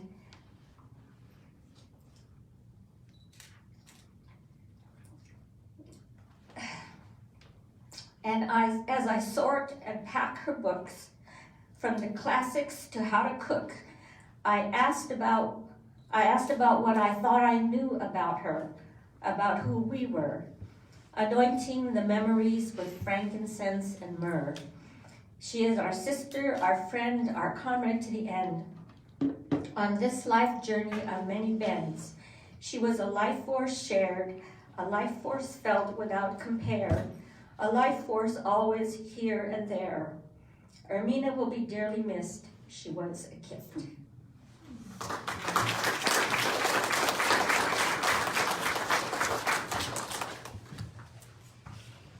The next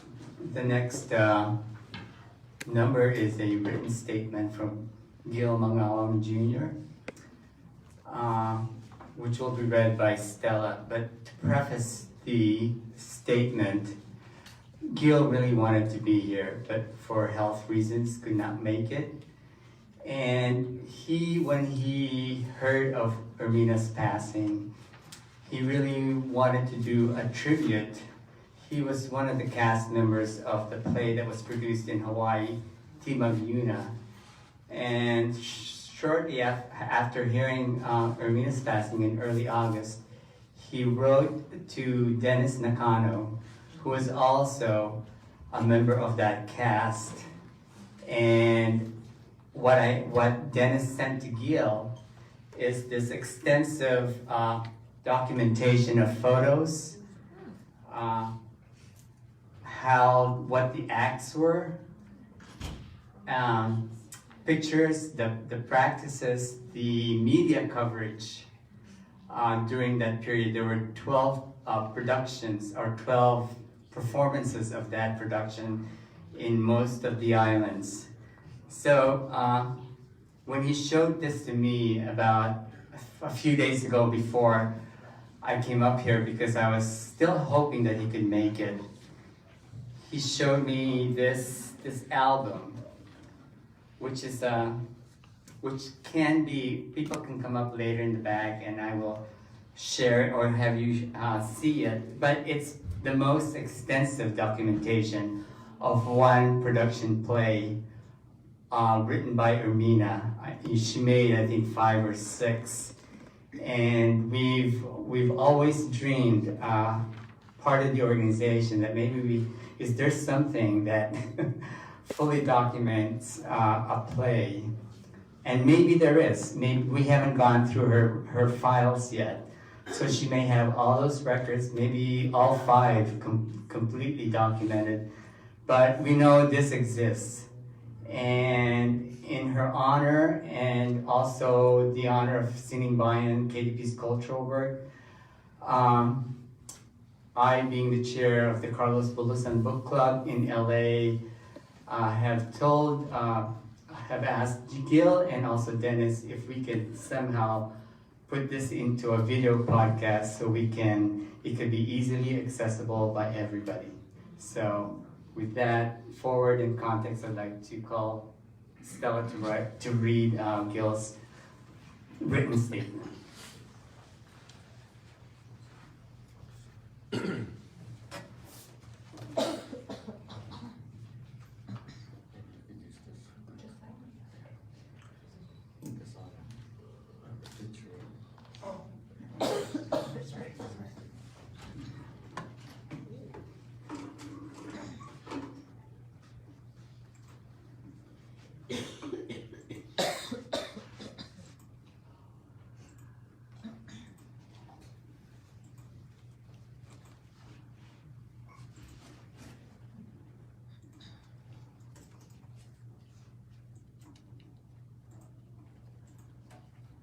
I'll just start. Words written by Ermena for her article in the KDP memoir. She described the entire range and scope of her entire extraordinary gift of theatrical arts. While my initial political working relationship with Ermena didn't occur until she became a member of the KDP Propaganda Commission, I had been aware of her talents due to the theatrical performances at the Far West Convention in Stockton, where Isuda Tiimuna was performed. To be a member of a theatrical company was an aspiration of mine. When the ILW Hawaii Local 142 commemorated its 75th anniversary, the KDP was commissioned to produce a play depicting the struggles of the sugar plantation workers to unionize. The production team, Maguna, was the result, written by Ermena. I'll use this.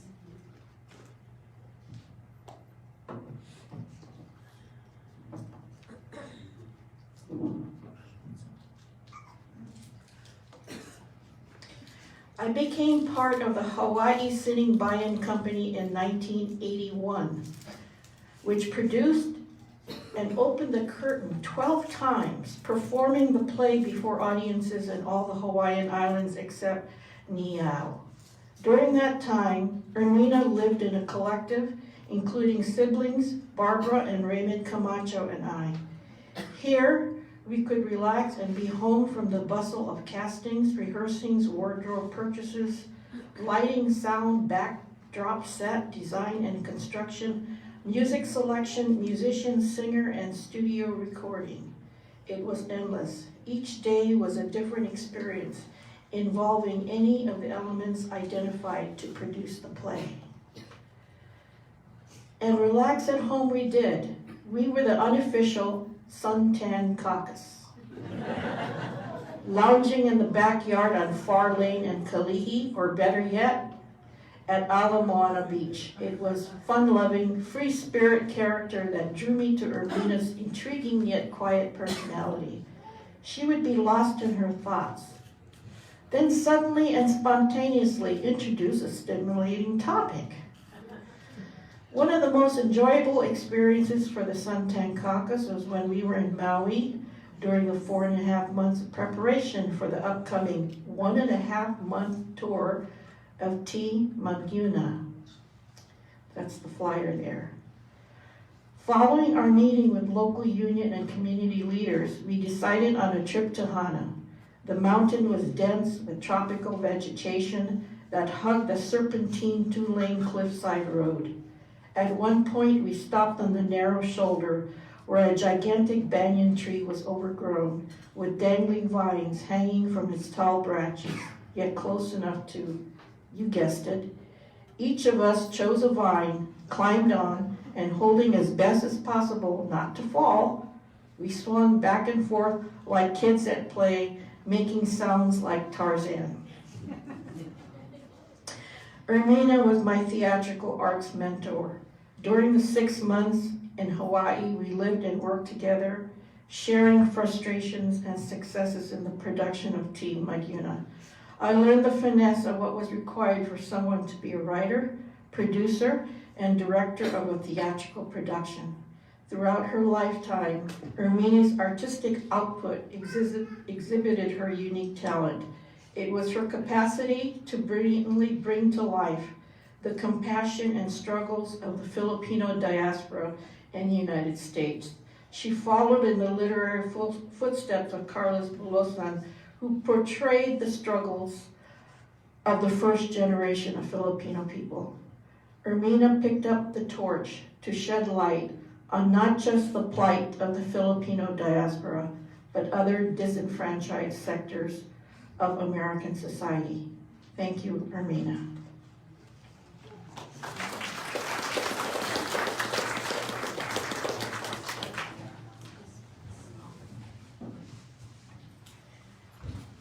The next reading is by Terry Batista. She will read a testimonial by Janet Yarnon, someone who played in one of her, I don't know which one it was, but you'll find it there, that Terry will be reading. Before I read the statement from Janet, I just wanted to say Erms, many of us call her Erms. I'm wearing the shirt that we got in Sacramento when she got the Audience Award for Tea and Justice. And if some of you have not seen it, it took her 10 years. And it was about 10 years ago that she won the award. So in her honor, I read the statement from Janet Yarnon. Well, I met Ermena Vinluan around 1973. First as an observer of the movement. Sometimes I marched with Elle's group, her sister Eleanor. Then I became an actress of Ermena's production, Isurati Imuna. We toured the West Coast. Although the play production was done before, this one was done in 1979. Ermena would talk to me in the van when traveling. A few questions she asked me once. What kind of music do you like? Where did soul music get its name? Why is it called soul music? One thing I thought about after Aretha Franklin died recently was the conversation I had with Ermena. I was thinking, the Queen of Soul will be there in heaven talking to Ermena. Back to Ermena. I love and respect and admire Ermena. Not only because there is a certain bond between actress and director, but also because Ermena has always been so loving and caring and compassionate and funny and kind and nurturing and intelligent and creative and a life-giving example. Ermena even took the time to help me regarding specific issues out here when there was this issue with the air being polluted by the Aliso Canyon facility. Ermena was a true activist regarding the past political organization, artist, writer, producer, director, activist for environmental issues. She helped the marginalized. My brother Douglas was in most of her plays. He was a great actor. Ermena and Doug were close. She had good things to say about Doug. Even after all these years, he has been gone. I think Ermena is a special woman with extraordinary talents and many works that need to be memorialized, such as Carlos Belusin's book, America's in the Heart. To me, she is a hero. To me, she resembles someone such as Bruce Lee. At first, the world did not recognize him as having touched the world or being extraordinary, but in time, and even to this day, his legacy lives on. I view Ermena as this great person. Maybe she will not have touched millions of lives such as Bruce Lee did and does to this day.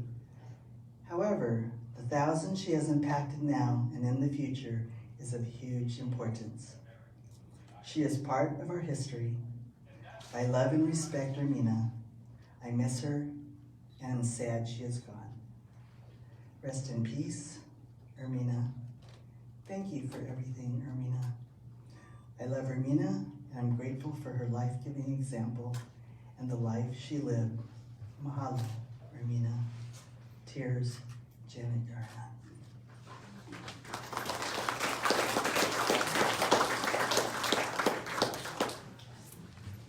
I'd like to introduce, and I'm honored to introduce Honorable Rob Bonte, Rob Bonta, the first Filipino American to be a member of our California State Legislature.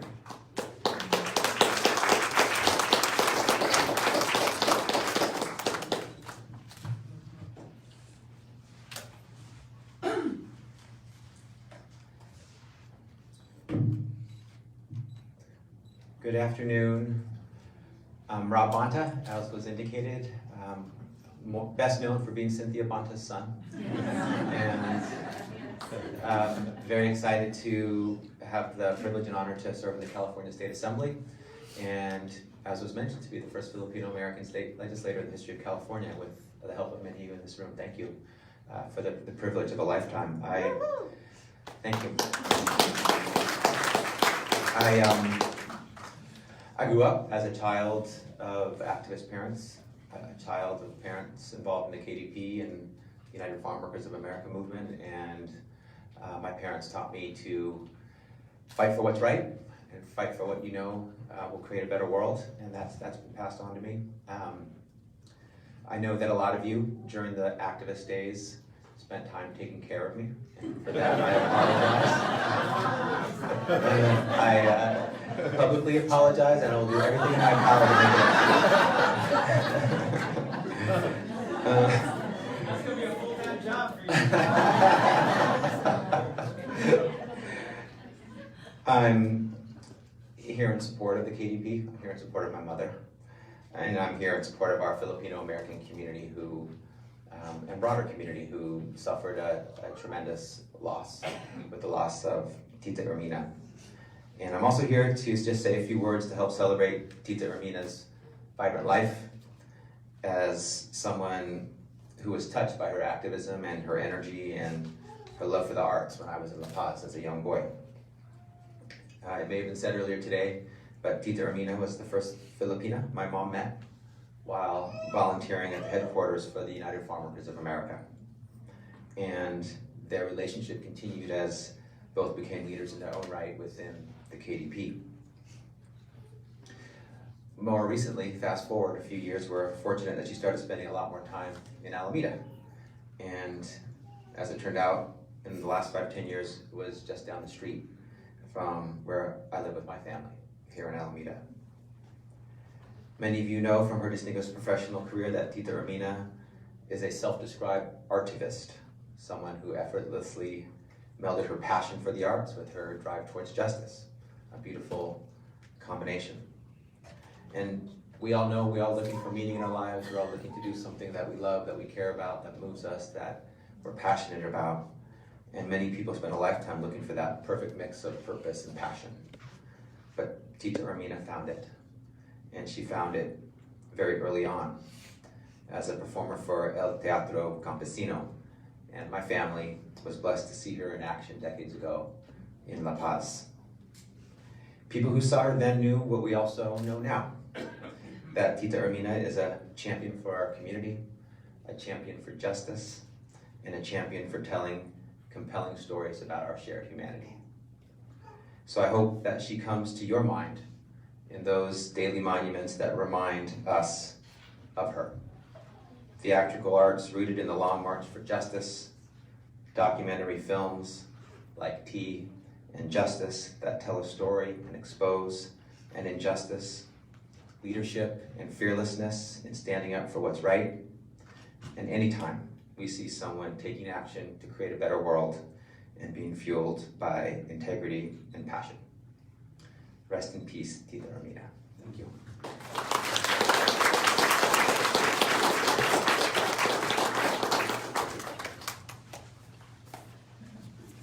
This is the second to the last number that we have on the program.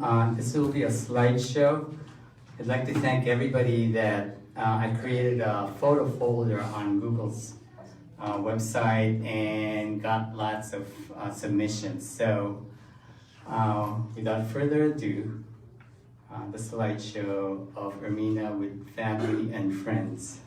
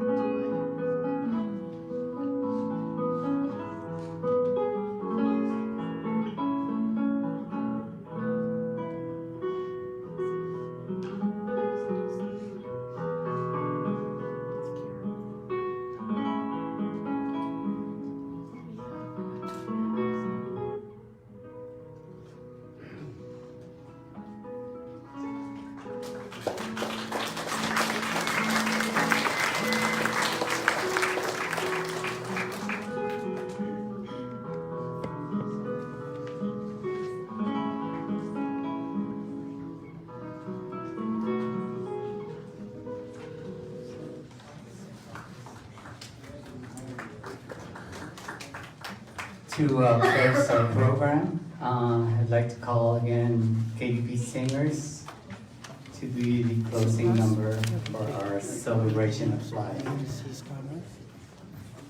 Because I thought there was going to be open. Okay.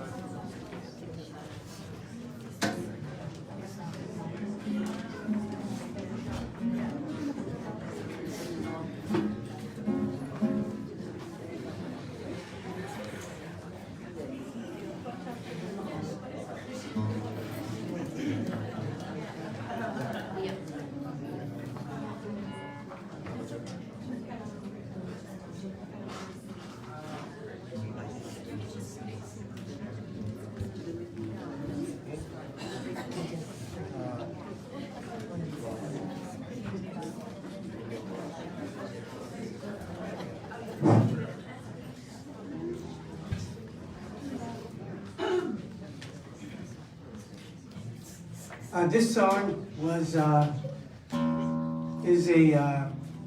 poem originally by a very prolific man, Philip Veracruz, as we called him, Magnum Philip, was a labor leader, a rather very well-known labor leader at the time of our generation when we were building the organization, the KDP. He was rather inspirational, and the song "Prophets Enslave the World" was sung throughout the country by many of our chapter members and their friends. So we're here to present it to you today.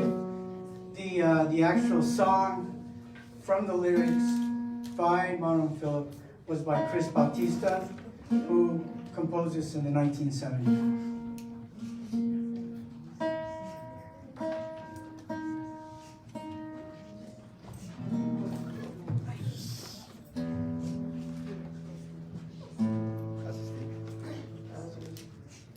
We're tuning the guitar, sorry.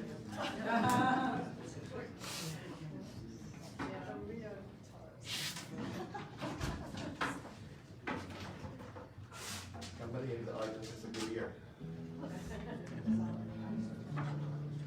I wanted to add that Philip Veracruz was present when the song was premiered at the first showing at Poly Ballroom of Isuda Iuna. And he spoke after the play, very, very eloquent. So it was premiered in 1970 at Poly Ballroom, UC Berkeley.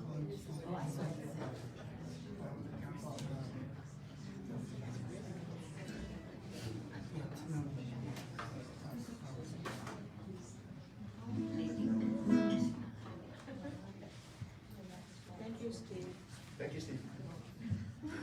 Lifesaver.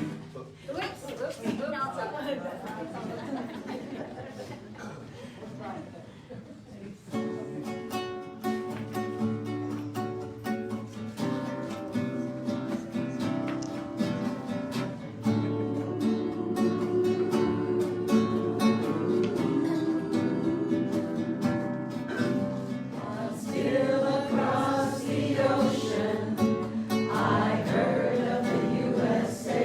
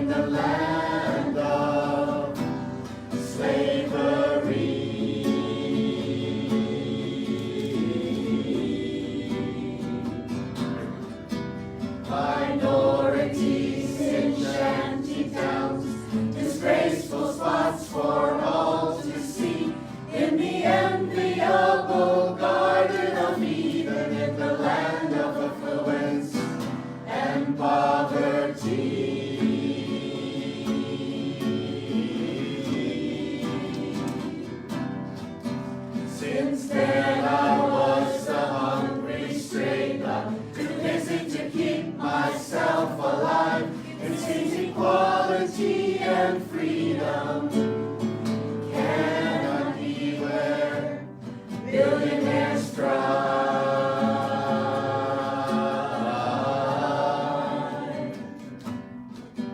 A lust for power causes oppression to rob the poor in senseless greed. The wealthy fuse excessive profits and slay the world in need.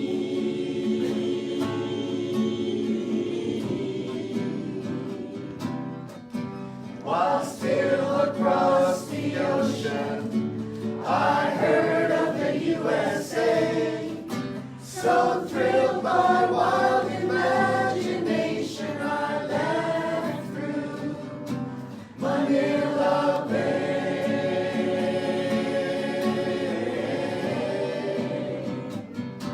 Manila Bay.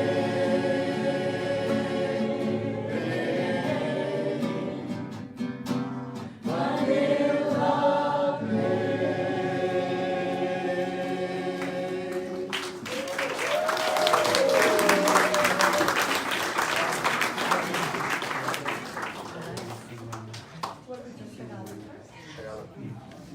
Okay, if anybody knows this song, if you could please sing along with us. It's a song that captures the spirit of the fight for equality all around the world. And it's a song that we represented what we dedicated our lives to ages ago.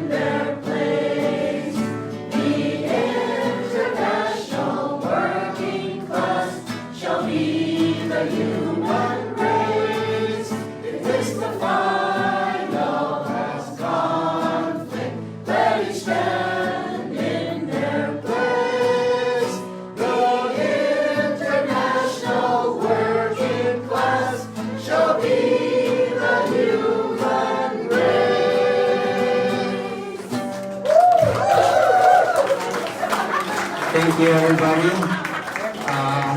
I'd like to acknowledge the planners of this event, Stella, Habal, Sin, Blanca, William Vallejo, and Annie Maramba. Also, I'd like to acknowledge Wix, who did our audio-visual tech. This event would not have been possible with all the donors who contributed to this memorial fund. If you haven't yet, please go to GoFundMe and search Ermena Vinluan. So I give the mic, closing remarks to Estelle. Thank you for all coming here. It was a wonderful gathering, and a send-off to Ermena. She would have loved it. If you're inspired by her work, please contact us. There's a lot of work that she did. There's a lot of projects that she left with us, and some of us feel a responsibility to carry it on. So if you want, okay. What book is it? This one? Okay. So if you want to help in some way with Ermena's legacy and continue some of the work that she did, please write in this book about what you would like to do. So these are the things that she had. Fire in the Belly. Okay, you saw a clip of that from Alvin saying. Okay, she had a children's book about Carlos Bulosan. She wrote short stories about their ancestors, particularly the family, the Vinluan family, but broader than that. I know that Philomene was doing some short stories. Okay, she had other projects. There's many. I can tell you, but I think if you want to help in some way, please write your name and address here and telephone number and tell us what you would like to do. Okay, thank you. Stella, possible to get a group picture? Oh, Filipino thing, group picture. Is that okay?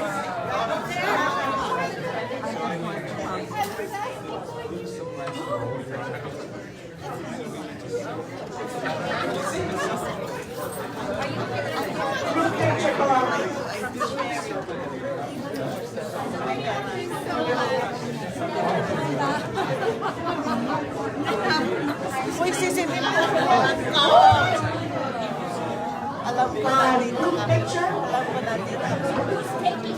behind the flowers. Or maybe in front of the flowers. Or side. Right? Okay. Who's taking the pictures?